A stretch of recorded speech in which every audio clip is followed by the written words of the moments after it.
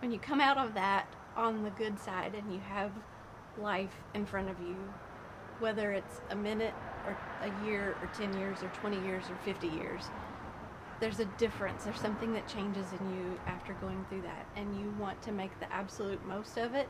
You want to do the most good that you can possibly do, and you want to help other people.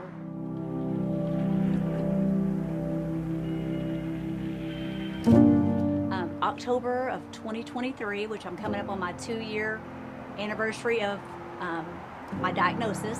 I was diagnosed with invasive ductal carcinoma, stage 3, and I also found out that I was BRCA2 positive. So it was a lot to take on. That day I got a call from Krista, said that she received the results. You know, going into it, we kind of felt like that was probably going to be the diagnosis, but you always have in the back of your mind, hopefully, hey, maybe it's not. But when she called, you know, I had the responsibility to call Kennedy and call Cam.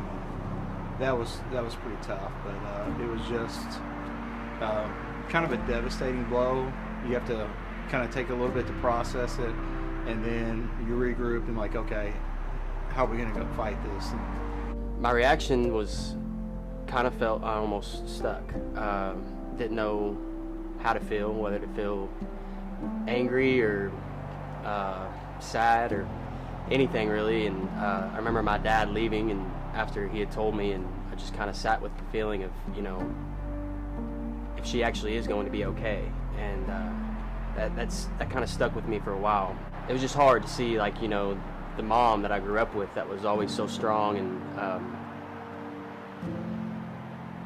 there for me at all times. I knew the roles were reversed at this point, and I had to be there for her. I mean, she's definitely strong, always positive. You know, she is a doer. You know, she doesn't sit on the sidelines. She faces everything headstrong, and it's probably one of the most positive people I know. So. My mom is one of the strongest people I know. She's not only, you know, people see her and she's the nicest person ever, and she'll do anything. She'll take the shirt off her back for you. But when it comes down to it, she's just an absolute fighter, and doesn't mess around. She's strong. She's strong-willed, strong-minded, and I think that helped her out a lot when she went through this situation. And she's just one of the most loving people that I know. August of 2024 was my last treatment, and I remember leaving school that day because I did my treatments in the afternoon. I'd work half a day and go to there.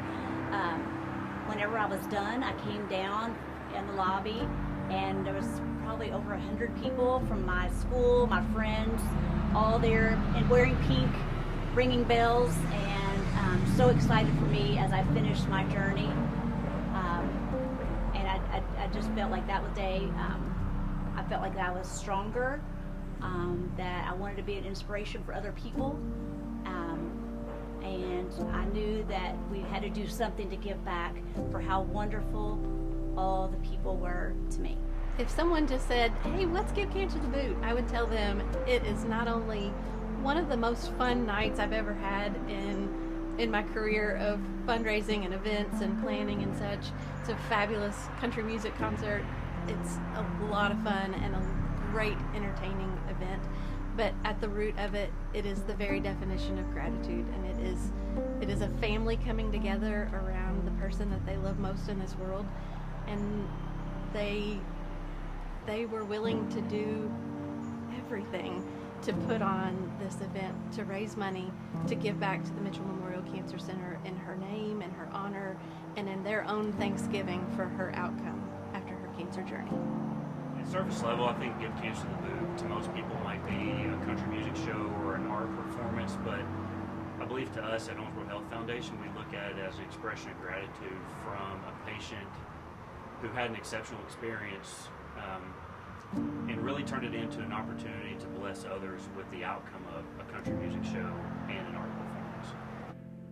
Cancer mentally is tough enough as it is, but having to worry about a grocery bill or gas or paying for the treatment. We wanted to alleviate that, so that's why we came up with this idea. As a musician, I just wanted to do exactly what we're doing with this. Just continue to give back to my community and to the people that I love, and to people that I don't know, but I know that are struggling. So I think it's just important to give back.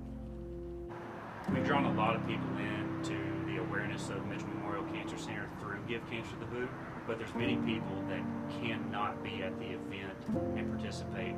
But we want you to know that you can still help through donating to the cause, volunteering, or just sharing your story if you've had one there before.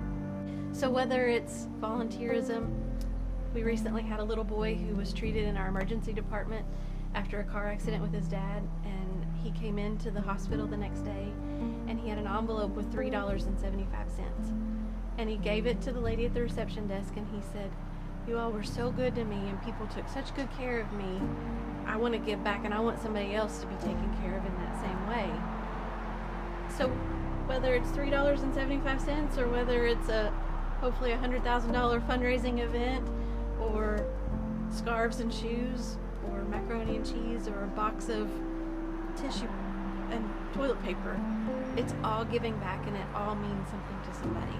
And no matter what you have or don't have, you can still give in some way. All together as a community, we can give cancer the boot.